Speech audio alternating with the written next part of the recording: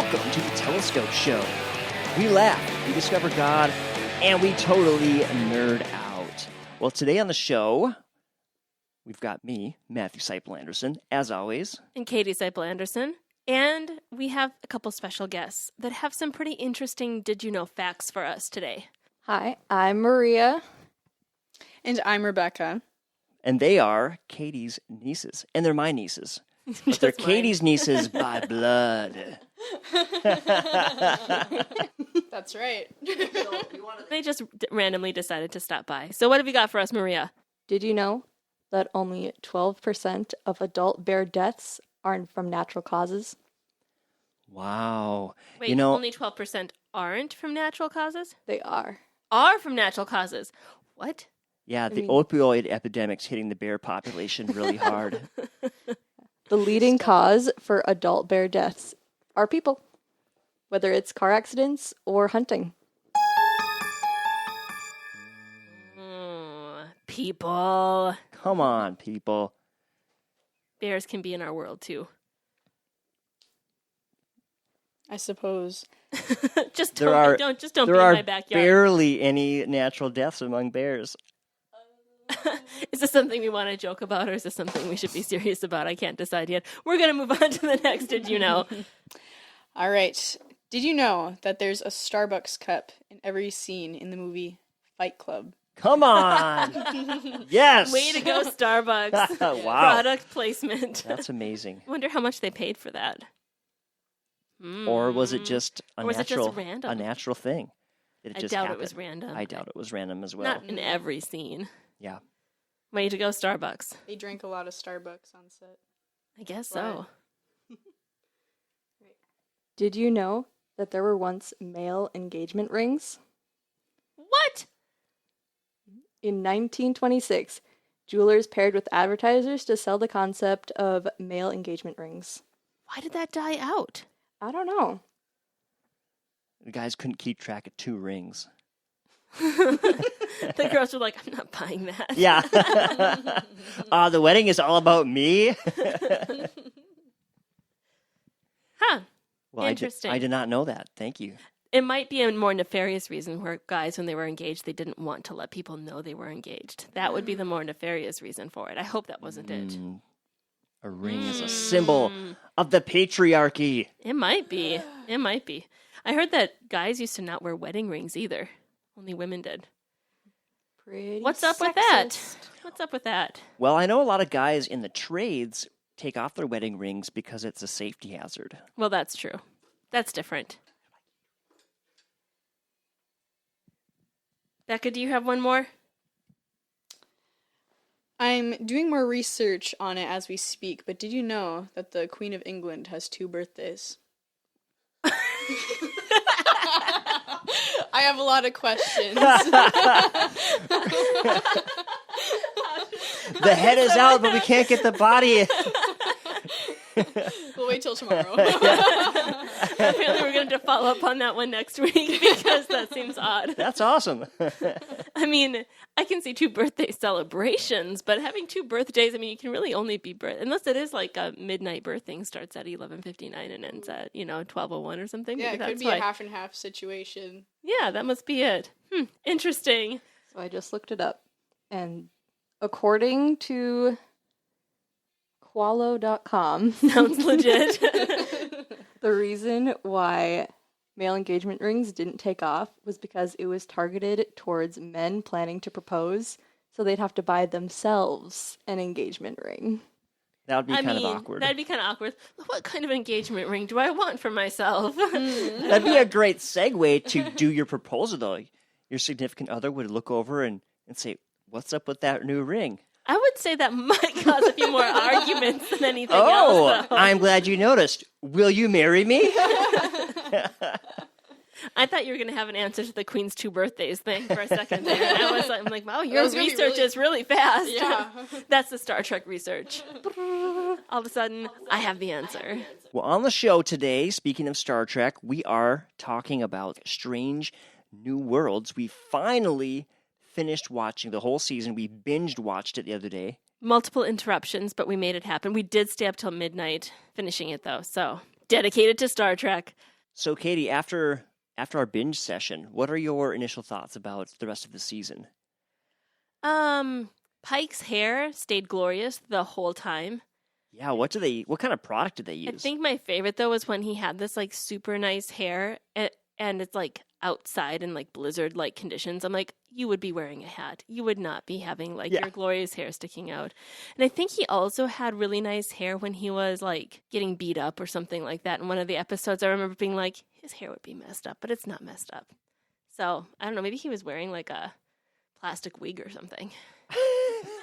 I would feel so violated to find out his beautiful hair was a wig the whole time. I don't know, but they managed to make that hair look good most of the time. Maybe it's CGI hair. Maybe that's it. Coming from Minnesota, we are very sensitive to the cold, or we understand the cold. And yeah, that scene where they literally said the surface of this planet is super cold and these other aliens hate the cold, and the whole crew gets there and none of them have hats on. I'm like, yeah. The one character where that made sense was the guy who like grew up in a planet like that. I'm like, okay, well that makes sense. Yeah. He's like, oh, this is my kind of planet. But everyone else was like, oh, it's so cold, and they're not wearing hats.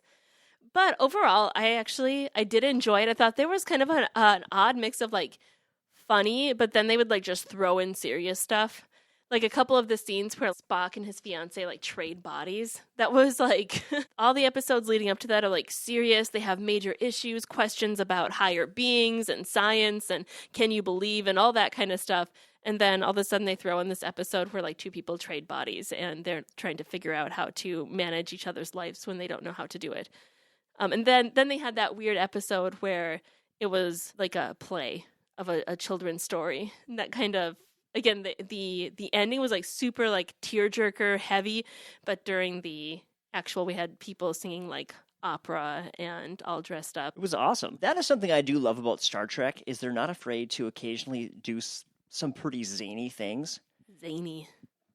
There is an episode in the original series, and I'm trying to look up the name right now. I believe it's called Trouble with Tribbles. And it was controversial when it first came out. They didn't know how people would react to that tone, and it was a huge hit. So I think that's become a Star Trek thing now, is to throw in a comedy episode now and then. Well, and they did it twice in this series, so that's a fun thing.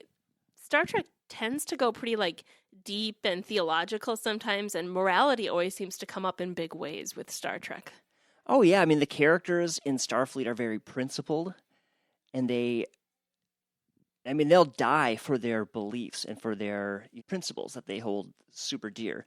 And what we've always said, and we stole this idea from C.S. Lewis, but that kind of morality that's really built into humans really points to something beyond us, I think. Something beyond, matter and just natural processes. Like if we're just a product of completely blind natural processes, and that's it, how do you get that kind of transcendent morality?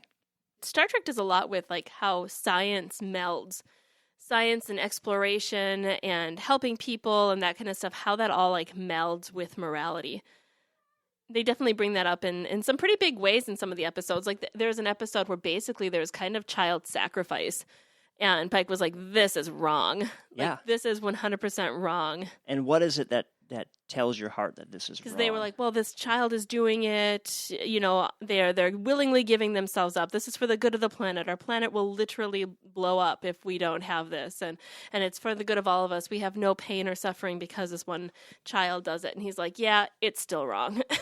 I just listened to a great book by Francis Collins called The Language of God. And he's the scientist who helped decode the entire human genome. Oh, cool. Yeah. So he's a very legit scientist and very well respected by mainstream science. And he shares how science and his faith in God come together, how he came to faith. And it's a really interesting book. And he talks about just how morality really was a guidepost for him in seeing God in the world. And that really science is very limited in what it can tell us about some of this stuff. Like science can describe the natural world and we can learn how the world works, but questions about meaning and human value and right and wrong, go beyond science, point to something bigger. It reminds me a little of, science versus your morality or belief in God or whatever, where it's not really a versus. They really work together. It's just figuring out how they work together. Yeah. And that's kind of like a lifelong journey, I think. Same way with like logic versus emotions. They're not really like, they don't necessarily have to be anti each other, but they do both have a place in our life. You know what I like, though? This is going off completely in left field. I really loved the new aliens that this show introduced, the Gorn. The Gorn. They sound evil. Oh, yeah. I feel like we need a sound effect like dun, dun, dun. There it is. The Gorn are sort of borrowing elements from the movie Alien and the movie Predator. I don't think. Oh, I did see Predator, I think. You've seen Predator versus Aliens, Oh. but I don't think you've seen the originals. I'm glad you remember what I've seen, because I do not remember what I've seen.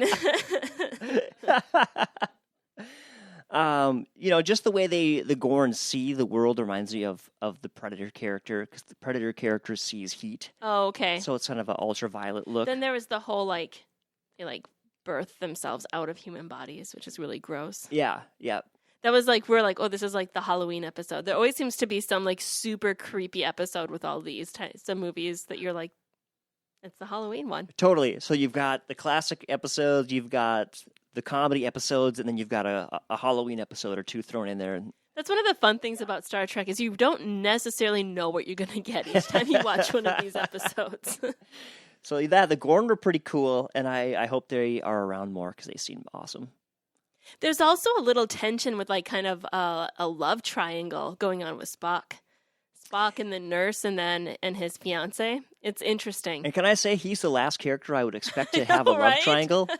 And I just feel like one of them is probably going to die or something because Spock has no lady, in future episodes. Well, speaking of figuring out things, we need to figure out what the future holds for Captain Pike. Well, I think he's going to get burned. I think it's going to be pretty tragic as we're finding out. So, I did a little research on the history of Captain Pike. Can I share a little bit of my findings? Can you be a little concise? I know it's tough. I know. You know what? How about I try and you let me know how I do? Okay, sounds good. So, Captain Pike was first introduced in the original pilot episode of Star Trek. That episode was never aired. And they revamped some things, and Captain Kirk became the main captain of the crew, and Pike was just part of his backstory. How would you like to be the original Pike actor then? Sorry, buddy, you got nothing. Boo-doo. I guess it's a cutthroat industry. So they keep the character in the story, but he just is the guy who came before Kirk, kind of a mentor, and they leave it at that. Okay, later on in the original series, they have a problem, right? In the real world.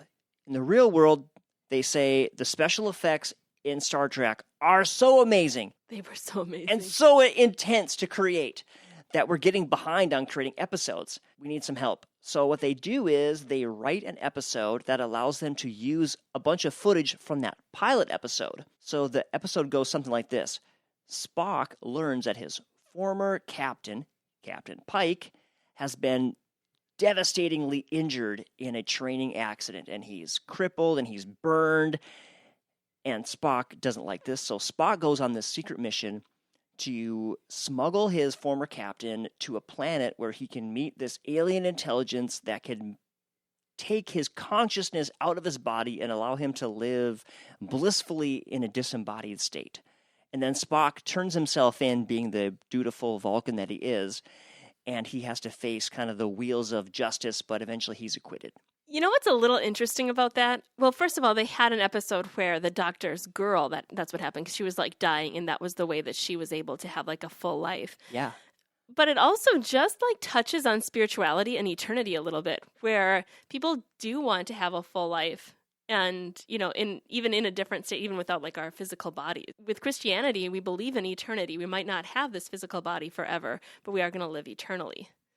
Yeah, and it's interesting that science fiction and even some real scientists now are asking the question, Can there be artificial intelligence? Could a human intelligence be put into a artificial environment like a computer or a robot? And it seems way out there, but some people are asking the question, and it to me says, so why is it a big leap to think that God could preserve us beyond our physical body dying?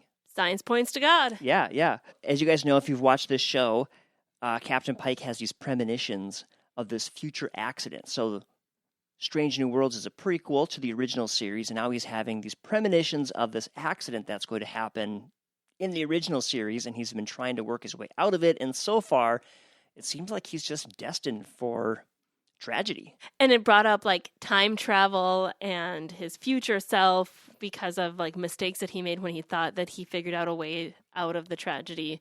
And then it brings up all the time things, which I don't think we have time to get into the time things today. That stuff is always a little hard to grasp. I feel it's a little like oil. I'm trying to grasp oil and I'm like, yep, almost time travel and multiverses and timelines and all that kind of stuff is pretty trippy.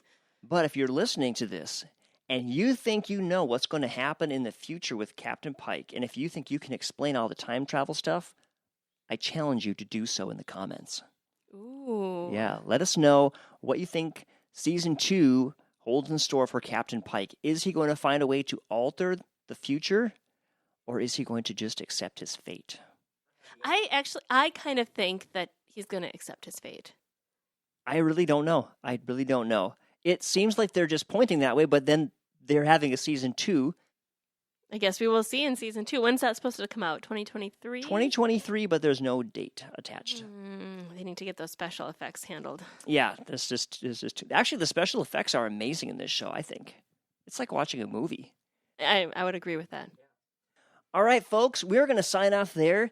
Head over to our website, thetelescope.com, to connect with us, and we really want you to join our Facebook group. And so go to Facebook and find our Facebook group, The Telescope Show, or if you go to the website, there's actually a direct link to the Facebook group there.